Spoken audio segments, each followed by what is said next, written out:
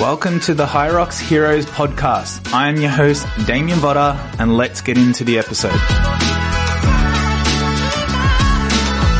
Hey, and welcome. Thank you for joining me on this very special topic that I'm going to cover today.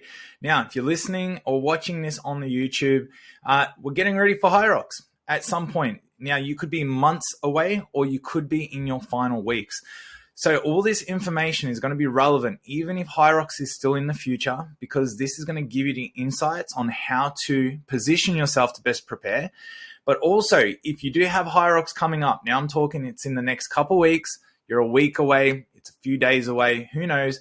This is going to help give you a lot of clarity. It's going to help make you focus on the things you need to not only physically get yourself in the best shape, but mentally as well, because Hyrox and race day comes with a whole bunch of other challenges that you don't realize as the event gets closer. And this has definitely got to do with a lot of things in regards to mental preparation.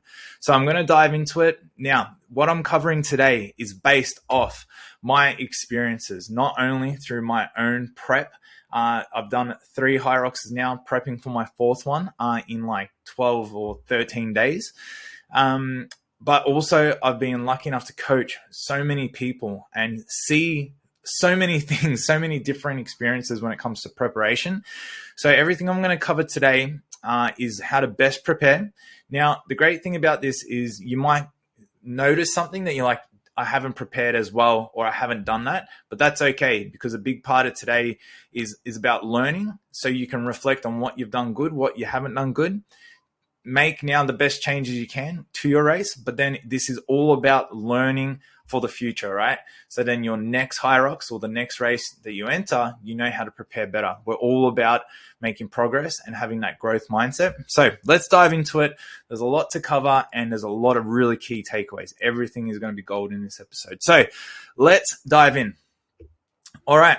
So why do we need to prepare? Why do we need to now get and start to get ready for the race? What's different? Well, we got to understand what training is.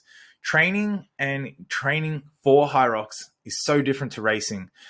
Training is about volume. It's about capacity. It's about physically putting the body under a lot of stress so that it can gain fitness. It can gain the physical ability to then, run the distance required, work at the intensities required. And training comes with a whole bunch of its other challenges, because you have to constantly push, you have to stick to routine, you have to constantly, just working hard, I guess. And now coming into the race, we really have to change the mindset, because we get stuck in this training mentality that hard work equals results. And yes, it does. But now that the race is coming up, it's about performance. It's about how do we make, with the fitness that you have, the physical abilities that you have, who you are right now, how do we extract the most performance out of that body, out of that mind? And what we now need to do, it's about preparing what we have. It's not about, improving fitness and growing fitness and trying to get more volume in before the race day. So for a lot of people, it's very hard to make that shift, because it will feel like you're slowing down a little bit. It will feel like you're taking a step back, a step away from your training, a step away from the things that you feel like are so required to improve and to perform. And that's why, the people I coach and anyone on our programs, we are very data driven, because sometimes our feelings lie to us. We might be feeling like we're doing better, or we might feel like we're doing worse, but then the data can prove otherwise. So this is really one of those situations where we have to trust the process. We have to trust our training. We have to trust the data. And now we have to pull it back a little bit. Like our mindset needs to come back a notch, right? To now allow the body to recover, allow the mind to ease up a little bit, but then while still making sure that the body is sharp enough and ready enough to perform. All right. So this is one big thing that we need to really understand. It's we're preparing now to perform at the best of our ability. We want to get away from this training mindset and into this racing or this race day mindset. All right. So again, some of the big mistakes that we see is, like sort of mentioned, is people just trying to cram too much fitness in. If you are within like sort of 2 weeks out of your event, like, well, even 4 weeks out, right? Like you stop trying to cram more and more in. Now it should be really about, sharpening your skills, performing well, being in routine, and not trying to overload the system right now. Now we want to start to more focus on your skills, your ability to actually perform and consistently perform, and really just start to tune in with how the body's feeling and start to now get ready, for the taper, which we're going to cover in a second. Because what cramming this fitness in is doing is it's going to lead to overtraining. And if we overtrain too much, and if we are overtraining, being so close to race day, to slow down or to pull back when needed, it's you won't do it because you're like, the race is so close. So sometimes our desire, our motivation is the thing that can actually create more harm as well. And by cramming too much in and doing too much, we can at this point, because again, probably our performance is at its highest, training volumes at its highest, and you're trying to do extra, like the quality can suffer a little bit, and you're more likely and more susceptible, right, then to injury, to niggles coming up. This can derail the whole Hyrox race itself. So we really got to be careful in these final 4 weeks out. And that's why when we look to training blocks and programming, is we have to factor in like a long program, right? Like, depends on the individual. Everything depends on the individual, but it's like you can't expect, to get fully Hyrox ready from nothing in like 8 to 12 weeks, right? It's such a short time frame. And if you don't factor in that the last, 4 to 2 weeks, you have to then allow the body to recover and get race ready. And you're just expecting just to train super hard all the way up until the race. We're short. We're short on time, and you're trying to do too much. And this will create a result, right? But it's not the best way. So that's why I always encourage people, if Hyrox is something that you truly want to do and truly do well at, you have to play the longer game. I always look at, really 6 months sort of is a really solid training time domain to get ready for Hyrox. And why? Because you got to be super strong, you got to be super fit, and then you got to be able to bring them to intensities. So again, 12 weeks is really a minimum. 6 months is ideal, right? So really understanding that how quick the body can adapt, because 12 weeks is very hard for the body to create all this adaptation, right? So again, it's not to say it's right or wrong, right? And everyone is so different, but we have to understand, right? And this is the key thing to understand, is that if we don't allow time in that program, right, to allow the body to pull back, right, because you can't afford it, because you're like, I need to get fitter, then the time duration or the design of your program might not be, well thought of, right? And this is something you got to factor in. And a lot of people sort of have the time, right? It's just they start too late just because it feels like it's so far away. So that's why, trying to work on slow runs, trying to work on your strength months and months out, will allow you then to have this time to get into better shape for your race. So if you feel like you're burning out, if you feel like you're already overtraining and your race is coming up real soon, it can help you and serve you so much more to start to pull it back a little bit and to be kind to yourself and to let your body recover than to just keep the gas on and accelerating. Okay. And you can only find this out the hard way, but really understand that. I know it can be quite hard for a lot of people. All right. So understanding that the final training block, right, what we need to achieve in that final training block, again, is quality. It's good performance. We're not trying to do volume or capacity in our training, right? So that's in that last 4 weeks. And then we lead into the taper. So this is another really important part for preparing for your race. So what is tapering? Because a lot of people sometimes are new to tapering. They have no idea what it is.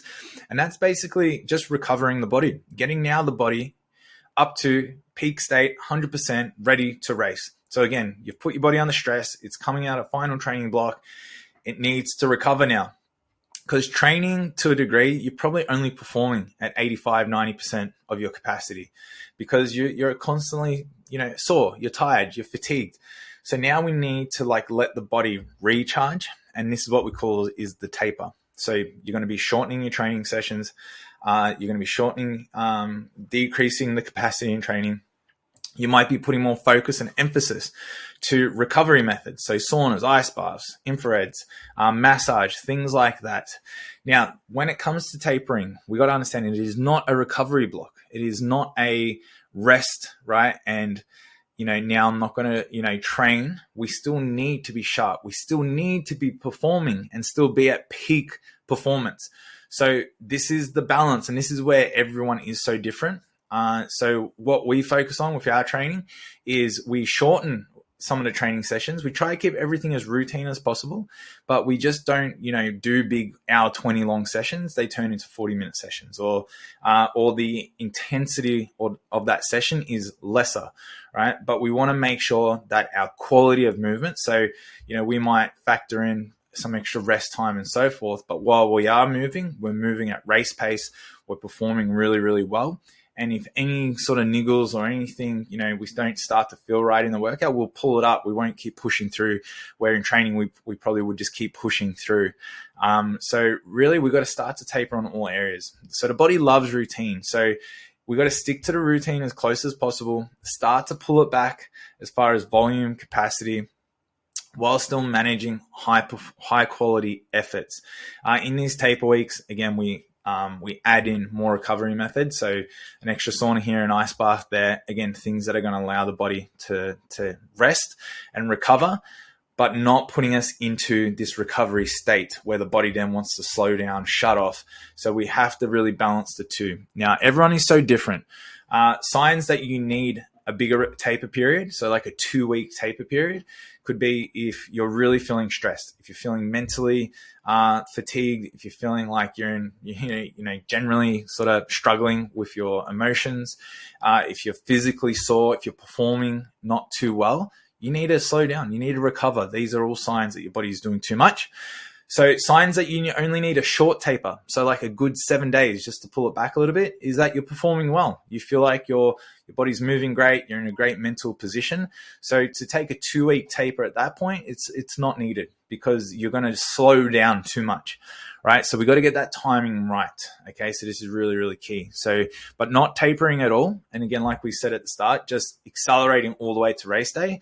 There's a good chance you will get through the race and you might still do, good, right? But after the race is going to be a massive car crash. It's going to be an explosion as well. And that can create like other really bad negative effects with the race as well. So that's why, we want to factor all this in. So not only you can perform your best, but you can actually have a pleasant experience along the way. So really make sure we're tapering. Is crucial, is absolutely crucial. All right, now, race itself, mentally getting ready for the race, because like me, the last couple of weeks hit you and it's like, holy shit, the race is coming up. And this is where your doubts, your fears, your anxieties, did I do enough? Have I done enough? Am I ready? Holy shit, like it is so close. It is so normal to have all these questions and thoughts running through your mind, and it can really create a shit like stress. And even to some people, and I know people have had the conversation this week, they don't want to do Hyrox. They're like, I don't think I want to do it. And it's not because they're not ready. It's not because they haven't trained enough. It's because they're just overthinking it now. They're stressed. They're worried about the race and if they can do well and if they've done enough and all those sorts of things. So we got to understand that part of mentally preparing is, I love this saying. It's like, don't see things worse than they are. Don't see things better than they are. Just see things for how they are. So we really now have to like start to zone in to the reality, to the situation, to what's coming up, where you are, and your expectations of race day. And if we really tune into that, to the present moment, where you are, we really can start to see that you're actually in a good position, or you're in the position you're at, and that's okay. And you can only do the best with what you have. So this is really where, and we have to learn, there's always teachings in this. Like this comes back to, again, the process, to your training. If you really feel stressed that you haven't done enough and you're not ready, then you have to acknowledge that I haven't done enough, that my training was either too short, or I didn't do what I planned to do, or I let other things get in the way, so forth. But that's okay. You just have to take responsibility for that and go, I'm coming into the race, not where I want to be, but am I going to die? Can I still do it? Can I still get through? Can I still have fun? Can I still, do it with my partner? Whatever it is, it's like you can. So you just have to change potentially what you're expecting out of the event, right? And really go back to the core of why you're even doing it. If you're doing it to set a world record and you haven't done the training, well then, yeah, maybe you don't want to do it because you're not going to set the world record, but then you have to go, why didn't I do the training? And so, if you're one of the very few people that are going for world records, I doubt you got that mindset anyway, but we get the point there. So we have to really, change, right, those negative thoughts, right, into empowering thoughts. And that just comes again with just changing the focus. And that's what it comes down to. A lot of times, what you focus on is what you feel. So if you're focusing on the negative, if you're focusing on the training you haven't done and the preparation that you feel like you're not at, it's like change it to the fun, to the day, to the excitement, to, wearing all your favorite active wear and getting cool photos and doing your best and getting yourself into that state. You will surprise yourself. There's so many people that I've seen who have convinced, and like they're telling me like it's fact that they're going to do so bad and they're not ready. And oh my God, they're going to embarrass themselves and all that. And then they go and they set their fastest time ever. And I'm like, what happened? So this is the thing. Sometimes we fail to trust the process. We fail to understand how much we've actually done in training, because the feeling, right? We feel like we're behind. We feel like it's hard. We feel like we're not performing better, but data could tell us otherwise. So you really have to reflect, right? And really just observe everything that you have available to you and let the facts, steer you in the right direction. So this is how we're going to start to mentally prepare for race day, right? And even just trying to focus on the mental side of things, maybe you might highlight areas that you now have time to work on. So it could be like, I just don't know the rules. I'm so uncertain about if I'm going to make a mistake. Read the rule book. I got videos, Hyrox Heroes. We got so many videos on all the penalties and all the rules. Study it. You got X amount of days to your race. So that reflection, but will tell you what to do, and then go do that. And if you do that, you'll feel better. And it's so you got to do something. All right. You got to do something. All right. Also, to help mentally prepare, if you're in taper week or if you're in your final training block, start to include things that can help reduce this stress and anxiety or this overthinking. So doing and incorporating more mindful activities, right? So you might be doing all this intense running and intense Hyrox training, but maybe you just need to do some yoga, some Pilates. You need to do some meditating, some journaling, something that is going to slow you down, right? To gather your thoughts again and just allow you to center yourself. Because if you're not giving yourself that time, if you're too biased towards just intensity, right? Again, that's a very stressful and a hard position to maintain. So these things all matter because, again, we're not just on a physical journey. We're on a mental journey as well, all right? So getting ready mentally is huge. All right, what we're going to talk about now. Now, this is a question, surprisingly. Like, I'm surprised by this question because I wish people asked me more questions. And this is one that I always get asked. And it's like, what should I eat on race day, right? My nutrition. What should I eat in my last week of training? Now, why I'm saying I'm so surprised by this question is because people aren't asking me, what should I eat in general in my training? They're always wanting to know what to eat on the last week. And my advice is so underwhelming because I'm like, the reality is in your last week, you shouldn't change anything. You shouldn't change much. And like, what do I mean by this? Is so our nutrition, our gut, our body's ability to process all these foods, right? It just can't be changed like that. So if you're used to eating a certain diet and then all of a sudden you change it and you add in different fruits and vegetables and carbs and all the intakes change, like you're going to be a mess, right? Your gut's going to be like, what's going on? Your mood's going to change. Your bowel movements change. Everything changes. And I don't believe this equals performance. I don't believe it. So I see a lot of people, and this is one point I'm going to cover, is like carb loading. Like Hyrox, yes, it is an endurance event, right? Like it's over 60 minutes long. Technically our muscles store around 90 minutes of energy within it. So we're going to fully deplete muscles, right? We know that. So you need to be eating carbs, protein, fats. You need to be adequately fueled. But are we doing a 9-hour Ironman? Are we doing like a marathon? No, we're not. And it's like this idea of carb loading, right? And eating all this excess, eating in a surplus, it's only going to lead to, again, all the dysfunctions and problems in the last week, right? It's going to lead to adding extra weight. It's going to lead to, just changes in bowel movements. Now, this is really important because, have you ever like needed to take a shit before a race? Like if you change your bowel movements, you could completely put yourself in a bad position on race day. It's a true fact, right? So you want to be routine. You want to know when you're going to go toilet. You want to know when you're going to relieve yourself. You're going to want to know when to warm up. So these are the things that you don't really think about by changing the nutrition. All right. So you got to stick to your normal diet. Things that we definitely want to avoid, but in the last week, is things like junk food, is things like alcohol, anything that is going to hinder you, make you feel sluggish, again, upset your stomach. These are the things that are definitely in the last week, right? Especially race day. You should not be drinking before the race anyway. And so you got to just get yourself in a position just to feel good, right? Now, if you're not eating good amounts of carbs, protein, and fats, you got to change that right away, like right as soon as you hear this. So if you need more advice on that, you can reach out. There are so many resources online. It's not hard to find how much carbs, protein, fats you need. But you need to be, like, the thing is with training as well. The training is more intense than the race day. Like if you're training 5 or 6 days a week, you need to be consuming a lot of food. You need good amounts of carbs. You need good amounts of protein.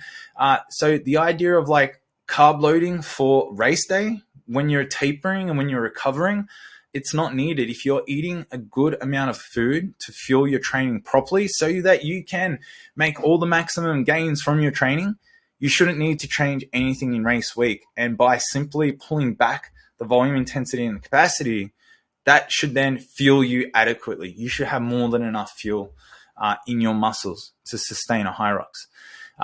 Another key thing that would play more of importance would be during the race. How are you refueling during the race is so key. Because again, and one thing that I've seen, and I hope someone can educate me otherwise, but everything I've seen, I don't know why people also, right, having all these gels before racing. And why I say it like that is I really want people to be like, before your race, you're fueled, right? So if you eat breakfast and you're eating your food, you have fuel in your body. If you're spiking your sugars before the race even starts, right? It's like your car's full of fuel and you're trying to put more fuel into the tank. It's not going to work. It's just going to spill out and it's going to cause a disruption to the system, right? So you got to make sure that intra is important. So you start your race, you get hydrated early on. So you're getting in fluids, electrolytes, and then you might bring a gel. You might bring some Sour Patch Kids, some lollies along the way, because as the fuel depletes, you got to then restore it. All right. So that's going to be really, really key for people, I believe, who are going close to an hour 30. People who are definitely stretching out towards the 2 hours is like scientifically, like you've only got 90 minutes of fuel stored max in the muscle. So you're going to need to put fuel back in if you want to keep performance high. And if you want to feel good throughout the race, keep your energy levels up. So again, hopefully that makes sense. Again, it's real brief, but it just allows you now to understand and just focus on what is the important factors. And race day fueling as well. The one thing you have to really plan against is you're not going to want to eat, because on the race day, you're so excited. So just really planning and bringing foods that are easy and simple, not having complex meals, is going to be really, really key. So again, you got to start incorporating some of these foods before your actual race day so that you can get used to it and you can understand the effect it has on your body. So if you eat like banana and rice cakes with honey, does it sit well in your stomach? Does it not? So you got to do this before the race day, because you don't want to find out the hard way on race day. Okay, there's some nutrition talk. All right, race day itself, it's here. We're preparing for the race. Race day has come, right? So how do we become confident on race day? What's the difference between someone who's completely shitting themselves and is so worried about their performance versus someone who is still, nervous, still anxious and excited in positive ways, but is also calm and calm enough and collected and just is going to have a really good race. And it comes down to strategy, right? You got to have a strategy. You can't go in there blind, right? And I know a lot of people, are looking at different things and have ideas, but you got to write it down. Write it down. Spend, 10, 20 minutes, like a week out, and fully write out your race plan. And also put some like backup plans in there if something goes wrong or something goes astray. Because we don't want to react on race day. We want to anticipate something going wrong and then having a plan so you can go and execute that right away. All right. So having a clear strategy for pacing, transitions, for where the effort is going to be applied. If you're doing doubles, you have to, get in sync with your partner, both coming together and going through a strategy, not you having an idea of a strategy and then the other person having an idea. And, I've seen this as well. People in doubles that don't really connect and train, talk or communicate a lot. They might train a lot together, but they don't have these talks. Literally are asking each other in the starting chute what they think they should do for the race or who's going to do what. It's like all this planning should be done well before the race. The race should all be purely focused about just getting yourself warmed up, ready to go and race. There's no worse feeling than being unsure, right, on race day. So you can do this well before.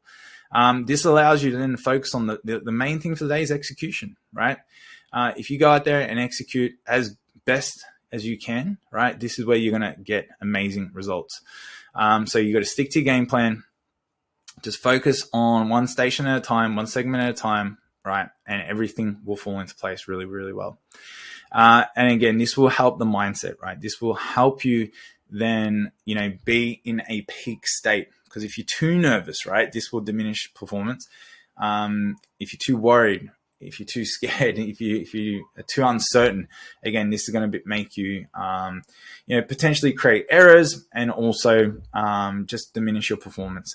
So being just as calm as you can be is going to be really, really key. Okay. All right.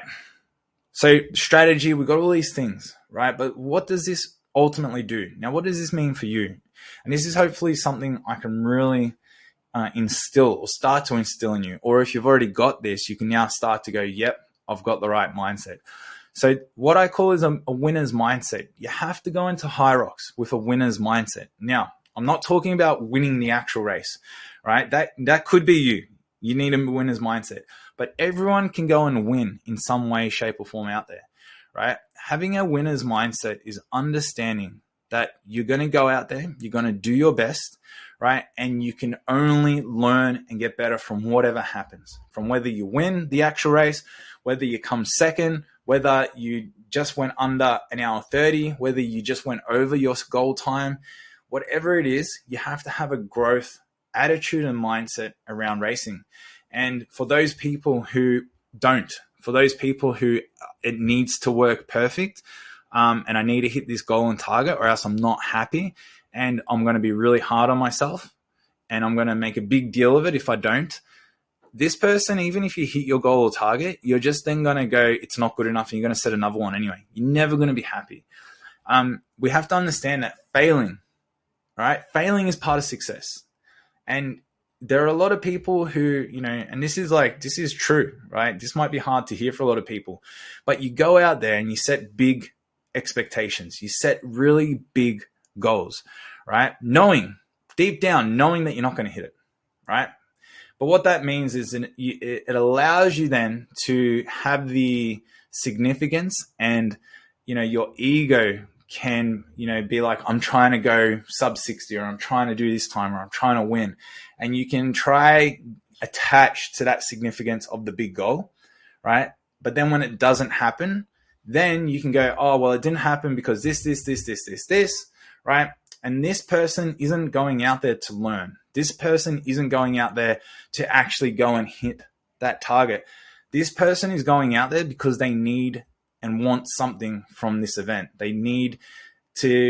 have an insecurity, right? We all have insecurities, by the way. This is not an attack by any means, right? As humans and people in the fitness industry, Jesus Christ, like we are driven by so many different things, right? A lot of things I do are driven by insecurities from childhood. So I totally understand, but it's like, I've done this plenty of times in my life as well. I've set goals so big, knowing I'm not going to hit it, but just I can talk and tell people, and then when it doesn't hit. So if this is you, right, because it's much scarier. It is so much scarier to set a goal that you know you actually can get. Because what happens if I don't get that? What happens if the thing I know I can do, I don't actually achieve it? Like, that can be more scary. That can be more embarrassing. That then really has to keep you accountable. That then really has to make sure you go to the gym, make sure you do your training, and make sure you go for your runs. But if I just set something really big, then, like a lot of people, oh, life got in the way, this happened, oh, my training wasn't ideal, I got sick. That's why I didn't achieve the goal. People who set realistic goals and targets, they find a way to work through all that. And if they don't, right, and this is the key, if you want to be a winner mindset, just have a winner's life. A winner's life is just someone who's constantly making progress, right? That is the key term there. Not talking about winning the actual race, right? You got to understand that, yes, you got to stretch. Yes, you got to set goals that are slightly outside of your reach, but you have to go, I'm only going to succeed, or I'm only going to learn. And even if I succeed, the lessons and everything I learned there, now I can then go and set new goals and targets to go and learn and achieve more. It's a never-ending process. It is a never-ending process.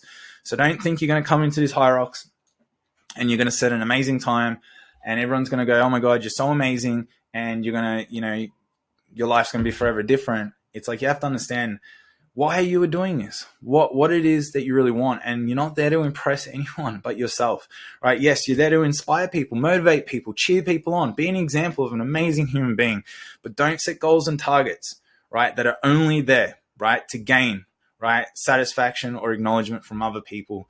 Because even if you go and set the world's fastest time, there'll be someone out there that's going to criticize you, someone's going to pull you down, and no one's really going to care. They're going to just probably look at you with either envy, or, you're going to make them feel bad about themselves, right? So I really want people to understand that Hyrox and doing something hard is about them. It's about them, and just being really, really clear with what you want to achieve with Hyrox. And most of the time, right, you want to set goals that you may fail at, and that's okay. That's the mindset. That's the growth mindset we want to instill in people, because that person then will get back on the horse, will get back to training, and then we'll figure it out. We'll get fitter, we'll get better, and that person's going to live a much higher quality life and achieve much bigger things. Again, see so many people, right? They go there, they don't hit their goal and target the first time, and then they say, this is not for me, right? They create bad belief systems then with competing, with achieving goals, right? And these people, again, they have a mentality that is not of a winner. Okay. Managing race day emotions. This is the last point here. Ties in a little bit with what we're sort of saying, but it's a roller coaster. Like, Hyrox is a roller coaster of emotions, right? The training needed, the pushing through, the chasing something that's super hard and challenging, having to stay so consistent at one course of action, like one type of race, one workout, going to the day, seeing 5,000 other plus people running around, seeing thousands of people who are either fitter than you, better than you, the race, getting ready for the race, then going out there and, working through all those things that you had to overcome. And now it's all down to this one point. There's so much going on the day, right? So you have to really just ground yourself, right? You really have to be present. And a lot of times, the roller coaster of emotions comes from sometimes us being in a different, what we call psychological timeline. We're either thinking too much in the future, too much in the past. This is either going to cause, anxiety, depression, fear, doubt. So we really just have to zone in to the moment, right? So on the race day, right? And again, this really comes back to some of the first points. You got to trust the process. You got to do the training to the best of your ability. And if you do that, right, or even if you haven't done that, you then have to just understand and accept and acknowledge that today, on the race day, I'm just here. I can't get any better. I can't get any worse. I'm just here, right, to do my best. And that is okay. I'm going to acknowledge the race. I'm going to acknowledge the people that are here. I'm going to have fun. I'm going to soak it all in. I'm going to take my winner's mindset and understand that, you know what, I've got a lot to learn, right? I've got a lot that I might surprise myself with as well, because I might also think that I'm worse than I am, right? But I'm not. So let the day unfold. Let the day show you and teach you, right? So that's kind of like, at that point, you're just a passenger. Like, you really are just a passenger, just there for the ride of the day, and just, you know, soak it all in. Because if we can't absorb these moments in life and just really be present, then you're failing really to experience the event, experience racing, which, you know, I think is the greatest gift of doing all of this. So things that can help you: some positive self-talk, right? Get out of that negative mindset. Do some deep breathing, okay? Do some things, put some headphones in, zone off a little bit, do whatever you need to when you have those moments where it's getting a bit much, just to reset a little bit, right? You might need to just walk away from the venue, come back to it, get into the warm-up zone early, start to like get some blood and oxygen into the brain, all of these things. Get around some good people, right? And reach out for help, right? And reach out if you need to talk to someone, absolutely do so. And why I bring this up as a point is because it's an emotional day. It is an emotional day. And you're going to realize that on the day, because there's so much going on, and you see so many people doing great things as well. And it's, you know, it can just take away from your emotional battery. So really important to do as well before race is to make sure that you do put yourself in a quiet spot so you can get ready for your own race. Because if you've been watching people all day, and if it's a 2-day event and you're there on the second day, it's like that can be quite fatiguing as well. So you've got to take that into consideration. Guys, there we are. How to prepare for Hyrox race, right? There's a lot of key points there. As always, if you need help with anything that we've covered here today, you can actually get in touch with myself. You can either comment through the YouTube or the podcast channel, wherever this is being placed. But we also have a free Hyrox group, Hyrox Heroes. We have a free community, and in there I post videos like this. We post lots of other insights, right, that help you with your Hyrox. And you can message me directly. You can message me on the community forum, but also we have, like, I think just under 940 people in there as of this video. So there's so many people from all around the world that chip in and can answer your questions too and help you, and understand that everyone's going through all this stuff as well. So the link is in the description below. You can join the free group. And if you really want to take your Hyrox to another level, you're like, geez, I don't know what all these training blocks and tapering and all this means, and I just feel a bit lost with it. We actually also provide programming, right? We have our Hyrox programs. We have from 12 months out, 12 weeks out, 4 weeks out, whatever it is, whatever situation is, we have a plan to get you in the best Hyrox shape possible. But also, more important to that, you get coaching. You get coached by myself directly as well, to talk to and to really make your experience more tailored to you as well, because everyone is so different. There's not one way to do Hyrox, I can guarantee that. So guys, links are all down below. But other than that, thank you so much for tuning in, and best of luck for your Hyrox, wherever it is. Get in prepared, and I cannot wait. Please share your results. And yeah, other than that, guys, keep training hard. We'll see you at Hyrox real soon.